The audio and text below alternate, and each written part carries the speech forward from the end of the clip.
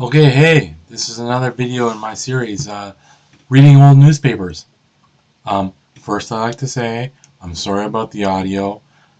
It sometimes skips and breaks, and you miss some parts, but I don't fix it, I just post it anyways. Yeah, I just watched my video that I just recently made, and there was some breaking up. Sorry about that. Okay, let's get started. So basically, I got a subscription to newspapers.com, and we go through the newspapers, some old ones. We pick one city, and we pick an old one and a more recent one newspaper, and we look through it. Okay, let's go to the main screen. We'll do Canada, and we'll do New Brunswick. I haven't done New Brunswick yet. St. John.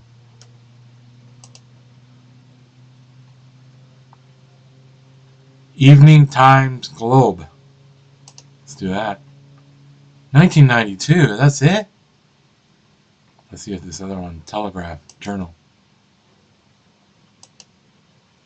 Well, I have no choices here.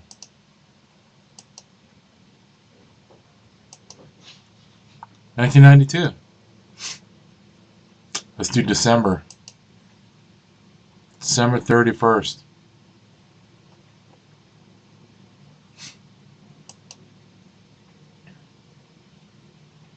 Happy New Year!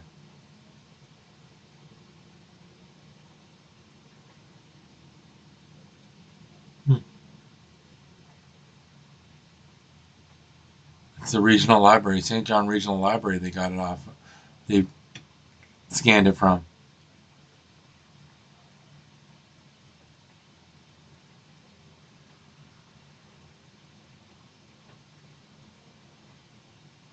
Okay, there's a photo here and there's a little caption.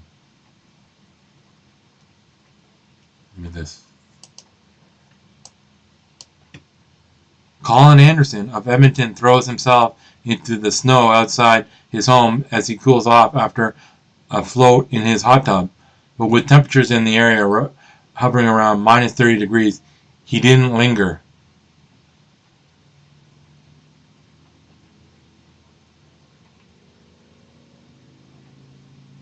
Ooh, what happened here? Burglars clean out BC man who kept $120,000 in trunk. They're doing BC man, British Columbia news in the New Brunswick area. Okay. Port Moody, BC. Rupert Regudal?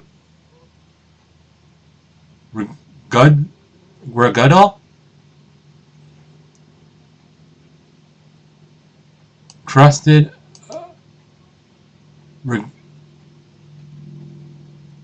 Raguda, I don't know, I can't. Trusted a sturdy truck, but no banks. And he figured no one would bother to burgle the small apartment he shares with his 86-year-old mother. So for the past 21 years, since he became the longshoreman with a regular paycheck, he put his extra money in a trunk that he left, and he left it there. A trunk, not a truck. About $120,000 in bills as small as $2 and as large as $100 were in the trunk when burglars hit the apartment on Christmas Day. Rigudel and his mother were at his sister's place in a nearby Vancouver suburb for Christmas dinner. With hindsight, it's clear he should have put the money in the bank, even though he never told anyone he kept it at home, said Rugel. I don't know how you pronounce that last name. Regidel?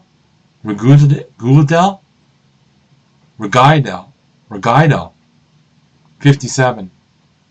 I started out with small amounts, but before he knew it, it went over $10,000. And then it started climbing higher and higher and higher, he said Wednesday. Someone told me that if I put money in the bank that's over $10,000, You'd have to prove to the police that it was yours, that you didn't steal it, didn't make it in a crooked way, you see. I was wondering, how can I do that? How can I put that money in a bank and prove that all the money was mine, that I earned it, you know? So why wouldn't he put it in the bank bit by bit, or deposit new paychecks in the bank and live on the money in the trunk until it was gone? I started thinking about that, but it slipped my mind and stuff like that. I got lax about the whole thing, you know? Regaidal never married and stayed with his parents in Port Moody, so there was no financial pressure that required going to a bank. His father died 18 years ago, and he and his mother has shared an apartment ever since. They moved, trunk and all, into their current apartment in Port Moody 7 years ago. Regaidal didn't feel good about banks. He heard about banks going belly up during the last recession and people losing their life savings. Besides, nobody burglarized the places we lived in. He didn't think about buying a house. But he did think about buying a house. But that would mean going to a bank unless he had saved enough to pay cash, and prices kept going up faster than his nest egg. That was my idea eventually. You know, to buy everything spot cash instead of going to the bank and borrowing money here and borrowing money there and going into debt. All that's gone now, Regaidal said he'll open a bank account, belatedly. He's trying to find a bright side. He still has a job, and he and his mother won't starve.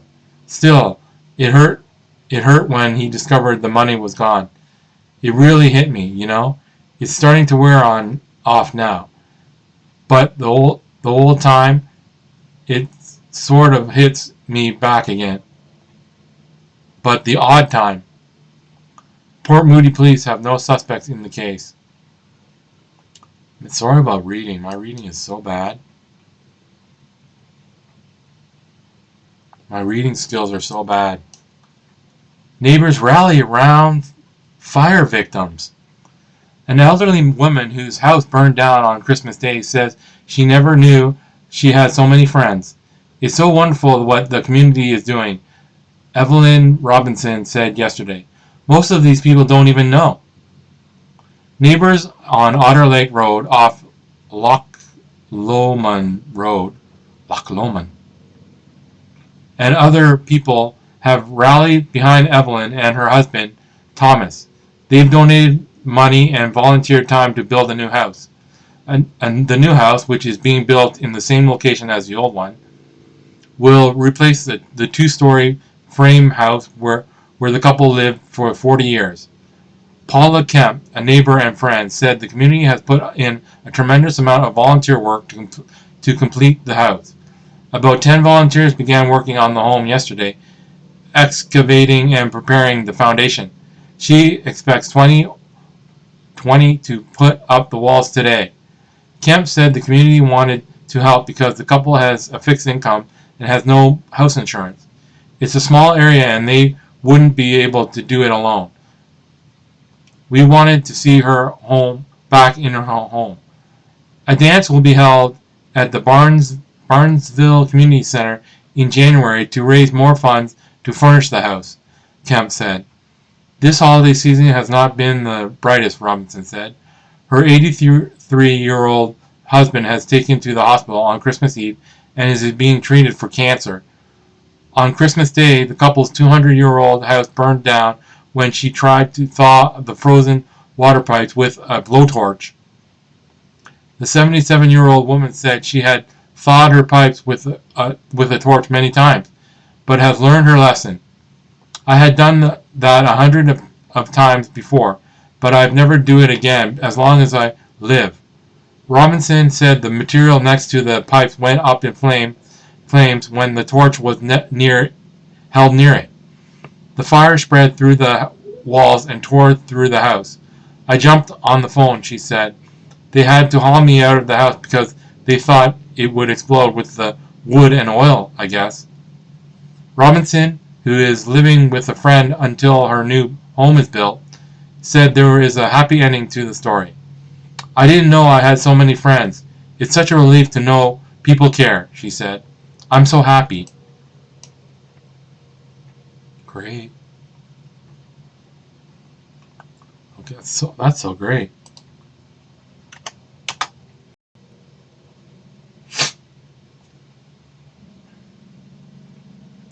Photo finishing.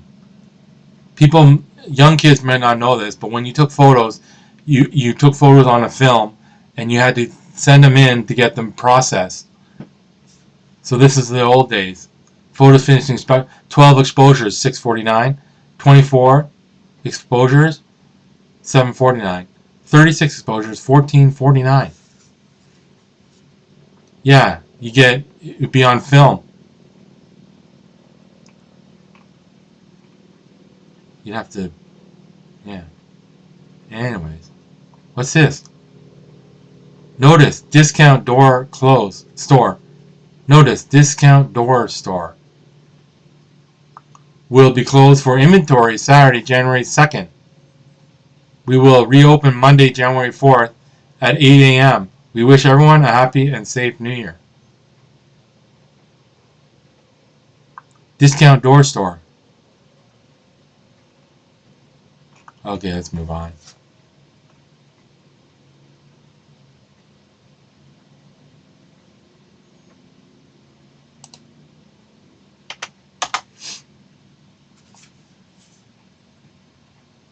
Oh no! Let me read this story. Holy smokes. Just the title. Girl alleged to have killed sister put it in her diary. Fremont, California. Dear Diary, I killed my little sister. Sheesh.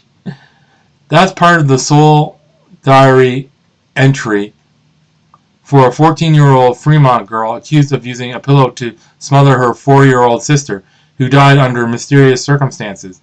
The teenager appeared in juvenile court Wednesday for arraignment on a murder charge. She didn't enter a plea, but was previously denied causing her sister's death. Juvenile court referee Ted Johnson ordered her held in juvenile detention facility until her next court appearance January 6th. Both parents were present during the hearing, but refused to speak with the media. The investigation began August 18th when the girl's parents found her asthmatic younger daughter dead in her bed. The Alameda County Coroner's Office listed the cause of death as undetermined. But natural causes didn't explain the trauma of the death, and the police investigation focused on unnatural all the way, Sergeant Rich Phillips said Wednesday. Last weekend, authorities said the 14-year-old ran away from home, and her parents opened the diary they had given her for Christmas, finding the following entry. Dear Diary, well, it's New Year's, so I'm going to start telling you everything dearest to me. I have to get something off my back. I killed my little sister. I went into her room and I got her and took her into my room and told her I loved her, and I covered her mouth and suffocated her. You're the first I've told. Well, I feel better. The entry dated January 1st, 1993. The parents called discussing the entry with the family's pastor.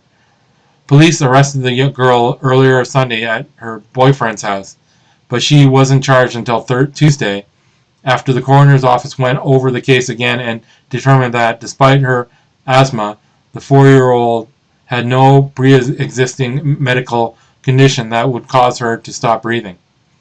She initially refused to acknowledge to police that she wrote the entry. Later, officers said she admitted writing the statement, but insisted she did so only to gain attention.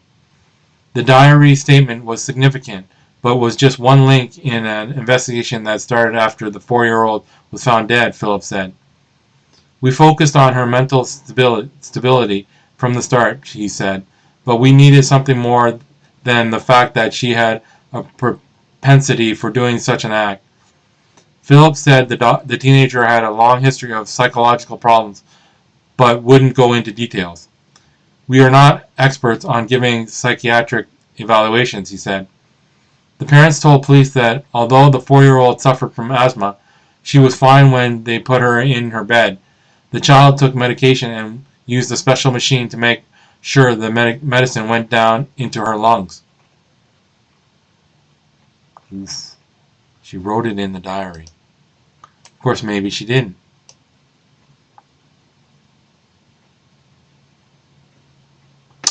Whew.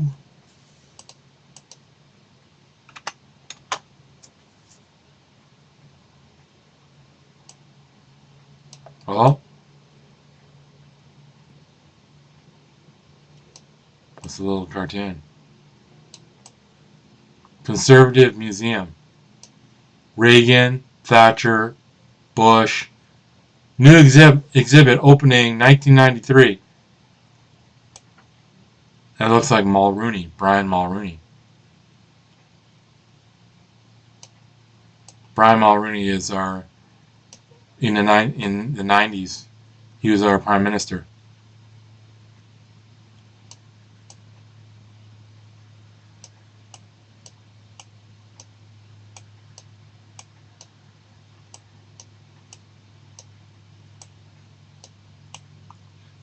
Should we read this little poem? After Christmas, when the tree and the tinsel and baubles have finally been all packed away, with the creche and the wreaths and the ribbons to cheer us another day, when the cards and the cookies and presents have all served their purpose again, when the caroling and feasting are finished and Christmas is over, what then? We still have our own precious memories, with other delights known and gone. The warmth that we felt lingers with us as new vistas beyond beckon us on. The magic we cherish at Christmas, with all that bright seasons imparts, will lighten our path through the winter, for Christmas is still in our hearts. Helen E. Middleton.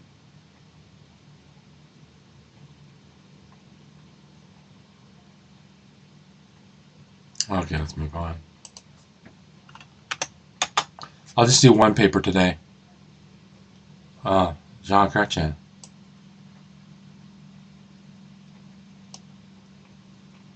What the heck is this?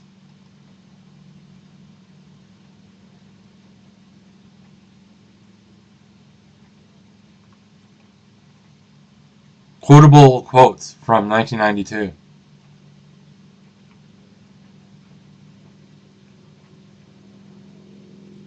Have you seen this man? It looks like Elvis. Senators from the Maritimes will be questioned so as to determine whether they might have observed the late Mr. Presley in their travels.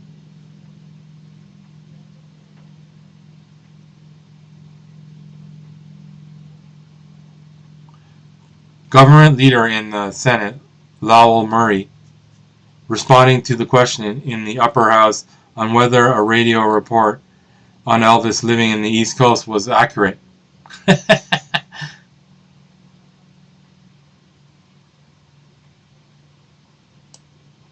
Oh, Canada fondly remembered the Forum in Montreal, Vancouver from the sky, Toronto on the ground, Ottawa by the river, Winnipeg over the phone.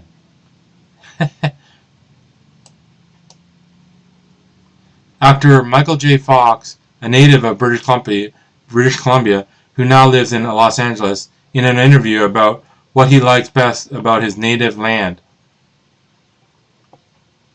Winnipeg by over the phone. Winnipeg over the phone. That's funny.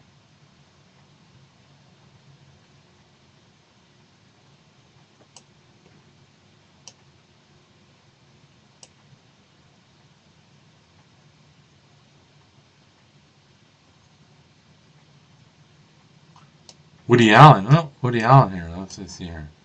What do you have to say here? Woody Allen. Is that here?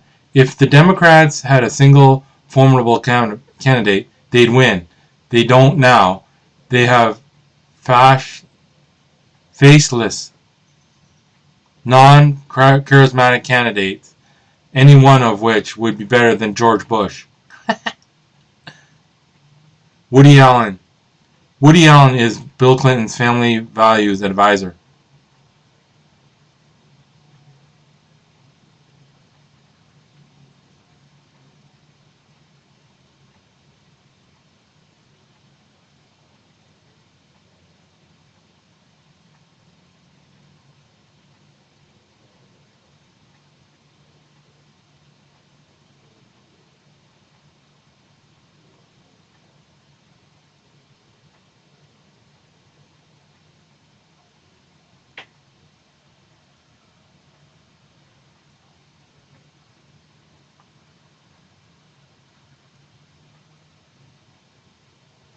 Okay, let's move on.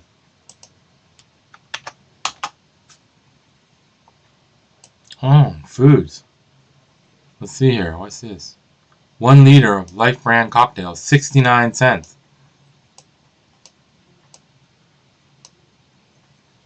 Alberto shampoo and conditioner, 99 cents each. 500 ml bottle. They have 3 liters? I did not know that. 3 liter Coca-Cola Classic, caffeine-free classic, Diet Coke, and Sprite, $1.89 each. 3 liters. The Thirst Buster. Never heard that. Tampons and stuff. Huh. Shall I read this Canadian? This might as well. Canadian slain in Florida. Lake Worth, Florida. A 5-year-old Montreal boy watched in horror as his father, an executive with Canadair, was shot to death and his grandfather was wounded as the family walked home with milk from the nearby store. A Florida man has been arrested and charged with first-degree murder after 33-year-old Mark Nadeau was shot in the head and had his wallet stolen Tuesday night, Lake Worth Police Lieutenant Mark Lewis said. The grandfather, Ahmed Nadeau, 67, was shot in the back and is recovering in hospital. Reached early today in Lake Worth, where she had flown with the man's distraught widow. Nadeau's sister, Claudine Nadeau, 37, told the Toronto Star that details of the shooting that left her family in shock. What we know is that my brother, his son, and my father were just coming back with some milk from a convenience store, she said. A man with a gun went up to them and kept asking over and over, "Do you want a bullet?" They asked him, the gunman, what he wanted, but he didn't tell them. She said, they knew the man was crazy, and my father told my brother to run with his son. But once they started to run, it was too late, she said. The gunman shot Mark Nadeau 3 times in the face and neck. The victim's father, Armand Nadeau, kept running for help towards his house, located a few blocks from the store, but was shot. The bullet grazed his back, she said, and he was still able to make it to the house. The man's 5-year-old son, Francis, ran for cover in nearby bushes, where he watched the attack. The last thing the gunman did was rifle through the victim's pockets and steal his wallet, she said. The boy's grandmother arrived on the scene to find Francis huddled over his father's body, screaming and crying. Claudine Nadeau said. Armand Nadeau, who's recovering in hospital, blames himself for inviting the family down for the Christmas holidays, she said. He told us it never would have happened if they didn't come here, she told the Star. Her brother worked for Canadair out of Dorval Airport in Montreal. Lake Worth police arrested Kirby Lynn Chastain, 22, of Lake Worth in an alleyway outside his home after his roommate called police. Chastain is charged with first-degree murder, attempted first-degree murder, armed robbery, and possession of a firearm by a convicted felon. Mark Nadeau had traveled to Palm Beach County from Montreal earlier this week with Francis and another son, 6-year-old Maxim. His wife has been scheduled to join him within days. Lake Worth is just south of West Palm Beach.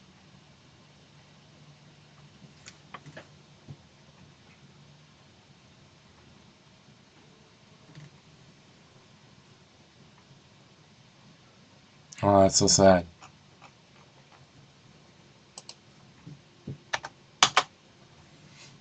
Whoa, look at this. We've come a long way, baby.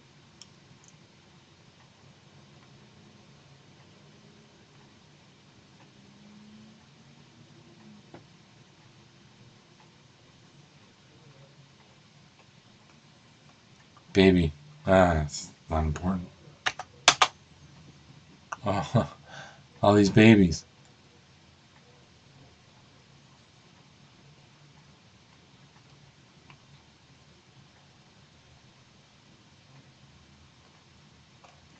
Okay.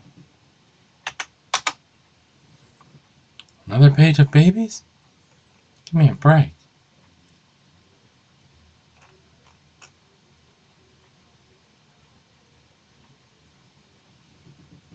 Must be some kind of contest or something. I don't know. For some reason they're sending in the baby photos.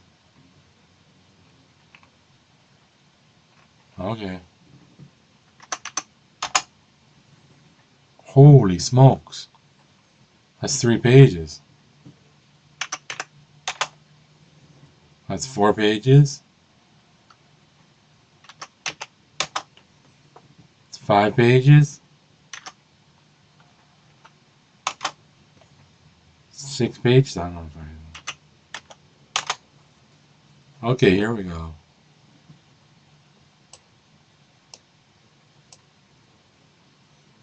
The funnies. Garfield. Haha. Garfield, it's right here. He has a big horn. That's not funny. He has a big hat on and a big horn. What are you waiting for? Midnight. Yeah, of course. What's so funny about that? Usually Garfield's hilarious.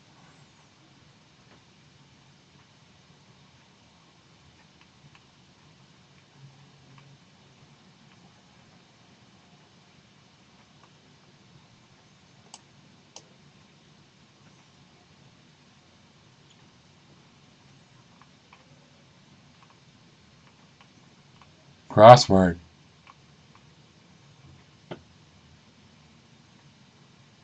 Big Bird's nest resting place. 34 across. Nest, I would think. Tree maker. 36 across. Nut, I would think. Or a seed, I guess. A nut, maybe a nut.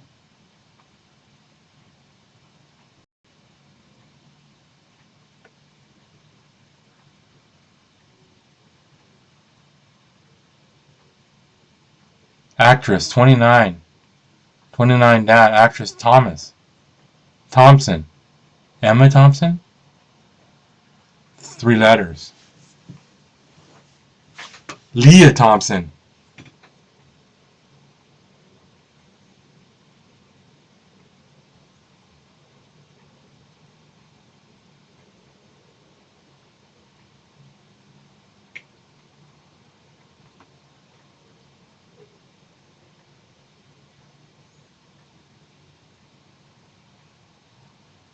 Okay, next page. Sports, maybe.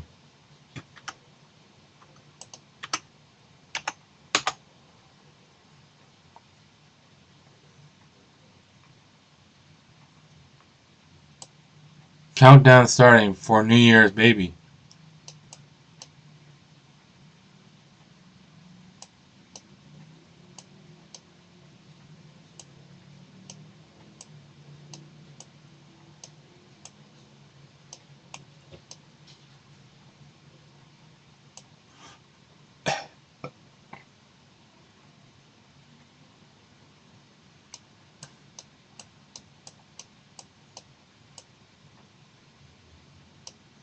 Okay, moving on.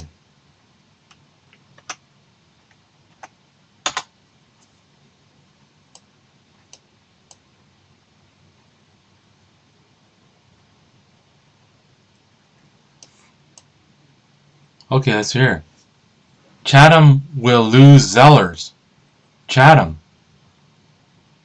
Chatham will lose its Zellers store in early January. The store will close on January 9th when the 20-year lease with Fortuna Management of Montreal ends. Fortuna erected a sign advertising 60,000 square feet of prime commercial space for lease once Zellers leaves the shopping center. That will leave only Sobeys in the building and the Canadian Tire store across the yard.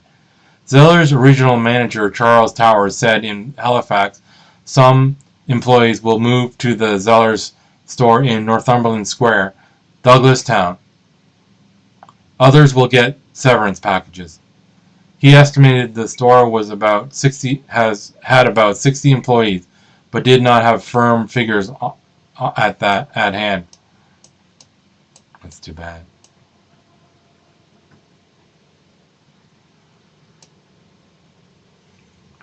Okay, 18.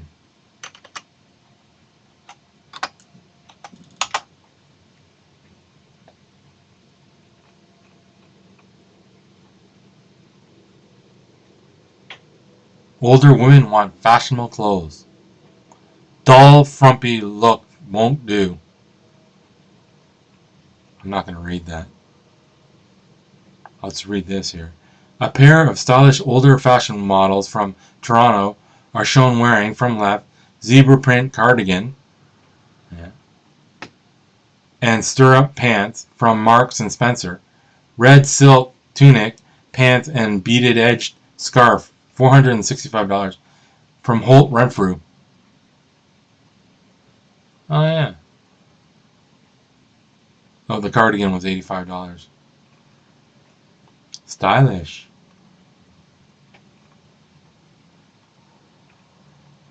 Okay, 19. Local news.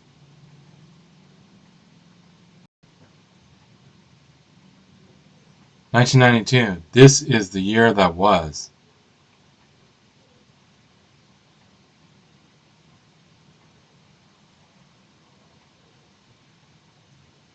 The $20 million Mercantile Center is scheduled to be open in May.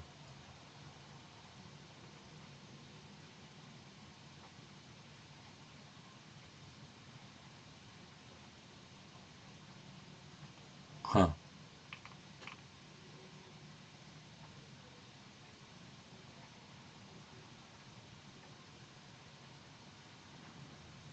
Let's move on.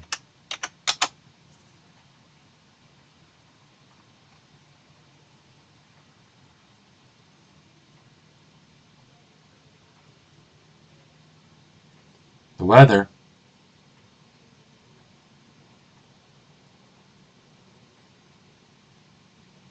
Extended forecast for Saturday, Sunday, and Monday for New Brunswick issued at 5 a.m.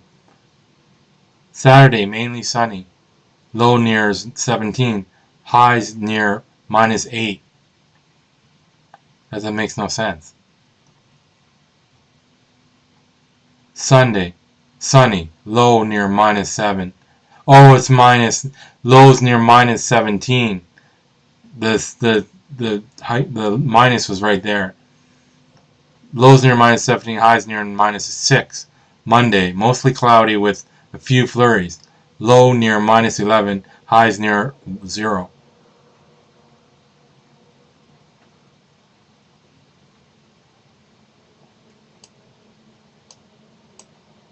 Funeral.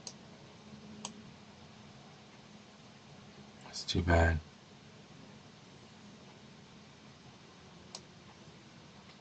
Today in history.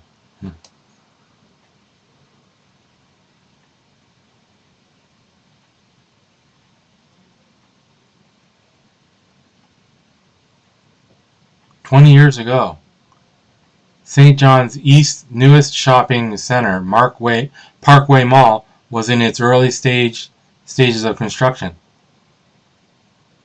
30 years ago, J. Clark and Son Limited closed out its Rothsay Avenue branch to move to Fredericton, ending an association with car sales and repairs in the city that spanned most of the automotive era in St. John.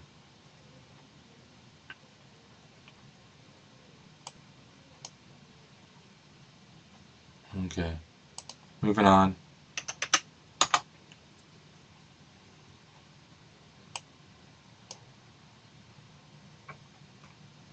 Oh, sports here.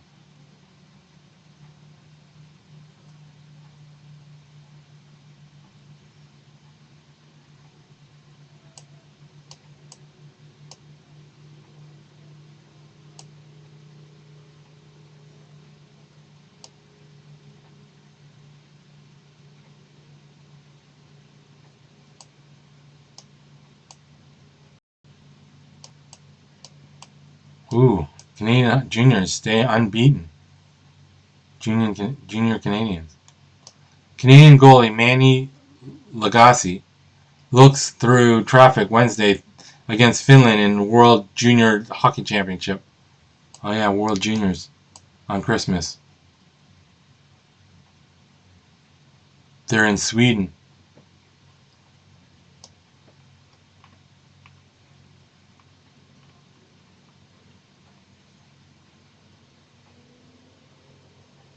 Okay, I'm gonna just move on.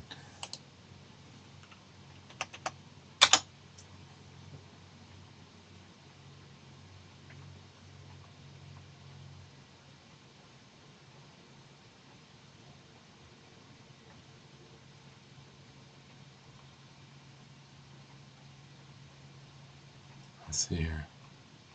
What's this?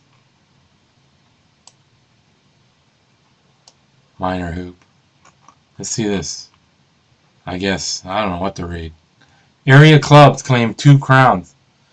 2 titles stayed in the St. John area, and another 2 left the region as 4 divisional champions were crowned Wednesday at the 25th annual St. John Irving Oil Christmas Minor Hockey Tournament. All final games were played at the Lord Beaverbrook Rink, ending 4 days of competition at 5 area arenas. At the Pee Wee A level, Lancaster triple Kennebeckasis Valley 6-2 in a battle of familiar Southern New Brunswick minor hockey league rivals. Robin Rocca had a pair of goals to spark Lancaster. Game MVP Jason Bordage, Gary McCraw, Steve Ewert, and Ryan Ferris added singles. Rocca also picked up the Dave O'Brien Award for most assists in the tournament. Jonathan Gracewood and Brad Thorne tallied for Kennebeckasis Valley. Oh my gosh. The Pee Wee AAA final was also a local affair. The contest that attracted approximately 300 fans to see the Kennebeckasis Valley Hires Flyer dropped the Port City Vitoes 6-2. Both teams are members of the New Brunswick Pee Wee AAA Hockey League. I don't want to read any more of that. Pee Wee Hockey.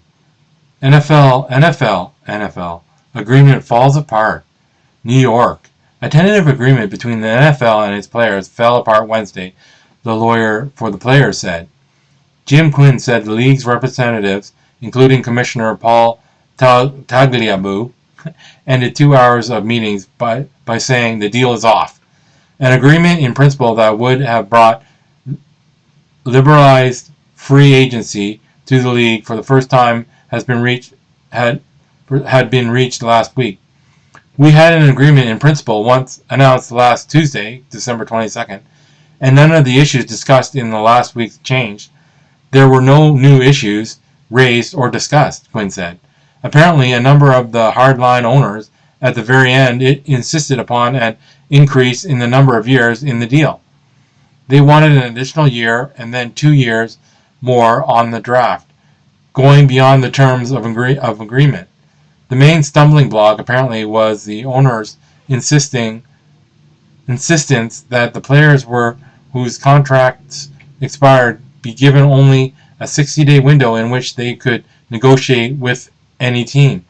After that period, unsigned players would return to their team and be paid 110% of their last contract. Despite all this, the owners can't accept the players' free agency, said NFL Players Association Executive Director Gene Upshaw.